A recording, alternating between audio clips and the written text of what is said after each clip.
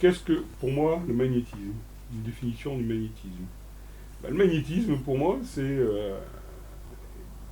comme respirer, comme marcher, c'est comme avoir deux yeux. Tout le monde en a. Après, il y a des gens qui ont des yeux qui ne marchent pas, il y a des gens qui ont des jambes mais qui ne marchent pas non plus. Hein.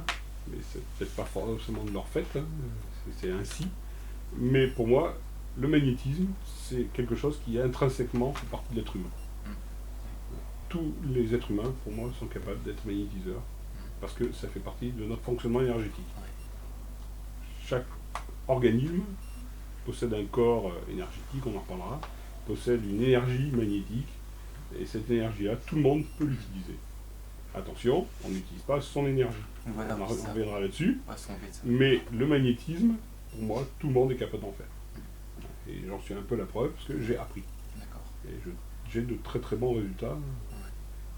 J'en ai de très mauvais. Ah oui, après... Ça aussi. Mais dans l'ensemble, voilà. Je trouve que ça marche plutôt bien. Quelle est la différence entre un magnétiseur et un guérisseur? Alors, j'ai un ami qui se fait appeler guérisseur. Et pas magnétiseur. Et il m'a expliqué pourquoi. Parce qu'en fait, il dit qu'il est un intermédiaire entre la personne et sa maladie et qu'il l'aide à guérir. Oh ouais. Donc il est guérisseur. Ah d'accord. Et que lui, un magnétiseur, il a encore cette vision du magnétiseur qui utilise sa propre énergie pour soigner les personnes et qui finalement se fait plus de mal que de bien. Ah d'accord, donc le magnétiseur il prend son énergie directement lui, non? Non. Ah non, C'est pas ça. Mais ce qui se passe, c'est que voilà, un guérisseur, mais après le nom, voilà. C'est comme toujours, c'est des noms, c'est des mots, c'est des représentations. Dans certaines peuplades, on va appeler le chaman, dans d'autres, on va appeler le sorcier, enfin, traduit dans notre langue à nous. Hein. Dans d'autres, on va l'appeler la pitié en Grèce, les voyantes, peu importe le nom qu'on donne. Voyante, c'est chaud. Non, mais ce que je veux dire, c'est que c'est pas les mêmes. Mais on va donner plein de mots à plein de choses. Et en fait, on a l'habitude dans notre culture de coller des étiquettes sur tout, quoi. Et ces maudites étiquettes, elles vous collent à la peau, parce qu'elles ont une super colle. Et en fait, elles ne servent à rien. Le magnétisme, si vous voulez, il va agir sur...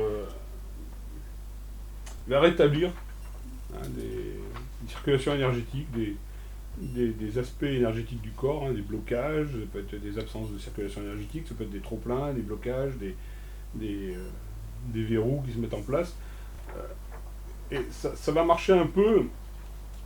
Si vous voulez, j'ai fait un parallèle avec l'acupuncture. En fait, l'acupuncture permet de libérer avec des aiguilles, en posant des aiguilles sur des points bien particuliers, libère des courants énergétiques, rétablit l'énergie qui circule dans les méridiens. Et je dirais que le magnétisme, c'est une sorte d'acupuncture, mais avec les mains et sans toucher la personne, quoi. Sans piquer les méridiens. Parce que quand on parle de magnétisme en France ou en Europe, que l'on parle de méridiens dans les pays, dans la Chine ou le Japon, que l'on parle de nadi, chakra en Inde, dans les pays plutôt d'orientation hindouiste ou bouddhiste, on parle tous de la même chose, d'un être humain qui fonctionne pareil, et qui a des circulations énergétiques qui marchent ou qui ne marchent pas, qui sont bloquées ou qui sont pas assez libres ou qui sont absents. Et je pense qu'on rétablit tous le même schéma circulatoire, la même énergie en fait. Les méthodes, les outils ne sont pas les mêmes, mais la finalité, c'est de rétablir cette circulation énergétique qui ne fonctionne pas. Aurait-on le même résultat avec un magnétiseur et un acupuncteur sur le même maladie? Eh bien, je dirais non. Je dirais non, parce que ça va dépendre de ce que comment la personne va intégrer. Il ne faut pas oublier que le thérapeute, quel qu'il soit, il n'est pas tout seul dans l'histoire. Il y a une personne qui vient avec une histoire, un passif.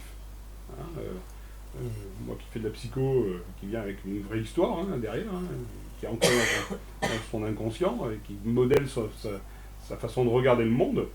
Et sur une même maladie, elle va avoir un résultat avec l'acupuncteur, parce que ça va lui plaire, ça va lui parler, ça va intégrer son schéma de pensée, et avec le magnétiseur, elle n'aura aucun résultat. Pourtant, une autre personne qui va venir avec la même pathologie et ce n'est pas la même pathologie parce que c'est déjà une autre Avec personne. non. Donc voilà, ça va marcher avec le magnétiseur, ça ne marchera pas avec l'acupuncteur. C'est un taux vibratoire. Voilà. Soit à niveau- Chacun est tellement différent Parce les que je uns des rencontre autres. au cours des consultations, des gens qui ont fait des thérapies pendant des années et puis ils viennent 2-3 fois, ça va mieux parce que Voilà. pas forcément le même discours, même approche, même questionnement, même intérêt. Voilà. J'ai un de mes professeurs qui disait que, en fait, il n'y a pas de thérapie, ça n'existe pas. Ouais, c'est Il y a vrai. des outils thérapeutiques, Ouais, c'est Oui, vrai. oui. Ouais, c'est- mais il n'y a pas de thérapie. Il dit la seule thérapie, entre guillemets, qu'on pourrait définir comme telle, c'est la rencontre entre deux personnes. Ouais, c'est sûr. Oui, Et oui. c'est de cette rencontre-là que va naître une confiance, Ouais. un lien, une adhésion, Ouais, c'est mutuelle. pas conscient, et que ça va permettre de régler et d'utiliser ces fameux outils thérapeutiques. Et ce qui est important, c'est que voilà. Juste, je peux parler vite fait. Oui. Parce qu'une fois, je me rappelle, c'est un OBM, mon père, parce que mon père est ETP. Il avait un OBM qui avait une sciatique. Mhm. Donc il avait vu un médecin, tout ça, il l'a fait. Il devait se faire opérer, mais il n'a pas eu d'opération. Il fallait attendre, j'ai rejoint, il fallait attendre un petit peu, voir si ça se calmait, tout ça. Il allait voir plein de chemins de spécialistes. Et moi, je lui ai demandé est-ce que tu fais confiance à quelqu'un qui magnétise. Et il m'a dit bah, pas trop, non. Et c'est marrant parce que il est un peu négatif. En fond, avec moi, ça passe pas bien. Mhm. Du coup, j'ai fait tout ce que j'ai pu pour pouvoir se le soulager, mais ça lui a rien fait. Voilà. Là, tu as déjà porté un jugement. Ouais. Et tu ne dois pas porter de jugement sur Ah oui, mince, je le tiens. Ouais. Ah oui, ouais. Jamais porter de jugement. Oui, non. Tu dis qu'il est, Il faut rester il est neutre. comme il est. Oui, Il doit l'accepter non, il est tel pas qu'il est. négatif, Oui, mais si, c'est toi qui l'as dit. Oui, j'ai dit, ouais, sans le vouloir. Oui. ouais. Enfin, bref. Alors pour en revenir à cette définition du magnétisme, hein, je dirais que par exemple, si on reprend l'exemple de l'acupuncture va mobiliser les énergies internes de l'organisme. Mhm. C'est-à-dire qu'on va appliquer des méridiens et on va. On peut parler d'acupressure aussi. pareil. L'acupressure, c'est pareil. Ça va mobiliser l'énergie des méridiens, en fait. Hein. C'est l'énergie interne de la personne qui va être stimulée et réharmonisée mais c'est un moyen interne. On est vraiment sur le méridien, c'est à l'intérieur de la personne. Alors que, pour moi, le magnétisme, c'est quelque chose qui va venir de l'extérieur. C'est-à-dire qu'on va utiliser une énergie extérieure à la personne pour agir sur son énergie interne. D'où elle vient alors cette énergie externe? On va en parler. On va en parler. On va en parler. De toute façon, à la question de quelqu'un qui vient de l'acupuncture, il peut conjuguer le magnétisme. Mais bien sûr. Il Si n'y vous voulez, a alors, pas d'effet contraire. Je vais être très clair là-dessus, je suis en opposition avec personne. Moi, je suis absolument en opposition avec personne. Que ce soit la médecine traditionnelle, la médecine chinoise, la médecine ayurvédique, au contraire, même je suis plutôt en accord, la médecine allopathique, homéopathique, je suis en opposition avec personne. Pourquoi? Parce que chacun doit trouver ce qui lui va le mieux. On est 6 milliards d'êtres humains, il y a 6 milliards de thérapies. Donc il y a de quoi faire. Voilà, il n'y a pas d'opposition possible. Si on est en opposition, ça sert à quoi? À rien, et ça ne va pas aider la personne. Hein, la personne, elle prend des médicaments, elle fait de la chimiothérapie, elle prend comme moi, des antihistaminiques à longueur de journée. Voilà. Tant qu'elle n'a pas trouvé la bonne solution, ça aide. Et après tout, pourquoi pas? Il n'y a pas de contre-indication, il n'y a pas d'opposition. Je pense que ça pourrait plutôt être même complémentaire. Le magnétisme, ça existe depuis la nuit des temps. Ouais. On trouve même des hiéroglyphes qui parlent de magnétisme. Ouais. Donc c'est en Égypte, un hiéroglyphe d'ailleurs qui dit pose ta main sur la douleur et dis-lui de s'en aller.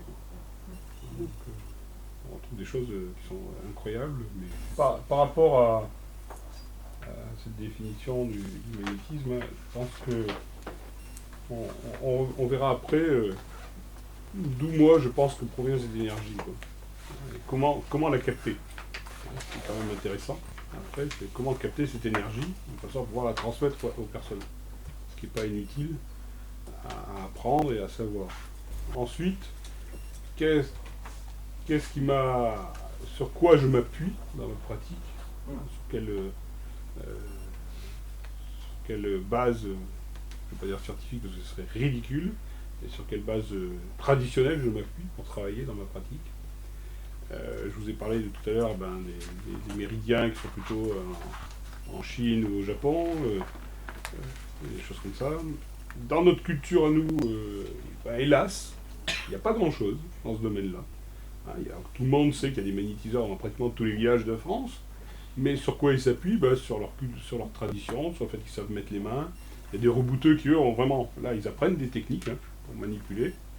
Hein, l'ostéo, maintenant, moderne. Mais sur quelle tradition réelle on s'appuie? Les Celtes, si on veut remonter loin dans le temps, il ne reste pas grand-chose de tout ça dans notre culture. Hein. Ça a été balayé par les Romains, balayé par l'Église, l'Inquisition, balayé par la science moderne. Hein. En 1945, on a interdit l'arboristerie, à la sortie de la guerre. Hein. On les a détruits. On a détruit tout le savoir, parce qu'on leur a interdit d'exister. Donc, voilà. Donc, moi, après mes recherches personnelles, je me suis tourné vers une culture qui me semble très intéressante, qui est celle de l'Inde, et qui est dans sa tradition multimillénaire, puisqu'on trouve des écrits, les premiers écrits datant des chakras datent d'écrits tantriques qui datent il y a plus de 5000 ans. Quoi,